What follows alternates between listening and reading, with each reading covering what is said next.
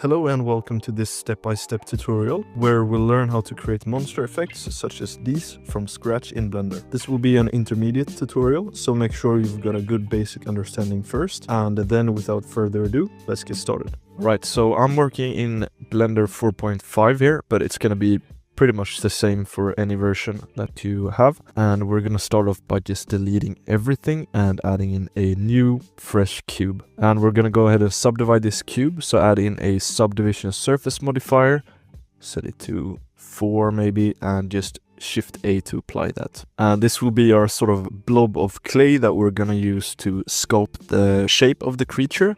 So just select this and hit sculpting, and now you can see we can start shaping this in different ways. Here we have a bunch of different brushes. The main ones we're gonna use is the snake hook, gives you a lot of control. The clay strips, it's a good way to add some mass, and the crease brush. It's good to create these indents like this, but you can go ahead and experiment with all of these. Everyone uses a little bit of a different setup, so find yours. Before we do anything else, we want to go ahead and enable dynamic topology here. And what this will do is it's going to add in more geometry dynamically, depending on where we sort of paint on this.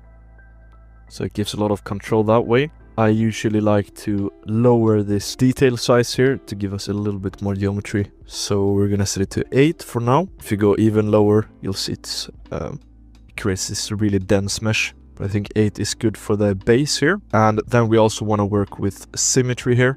So just enable symmetry on the x-axis. And then we can just go ahead and start sculpting this. First, we're gonna go ahead and extrude this mesh using the snake hook tool. Torso here.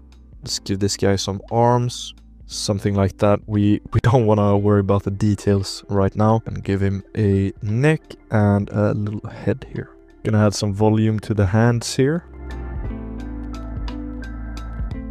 Now it's time for the fun part, and just some basic controls here. If you hit F, that scales the brush. Shift F will change the strength like this. Control will invert any brush. And Shift is a shortcut to smooth. And that's basically all you need to know.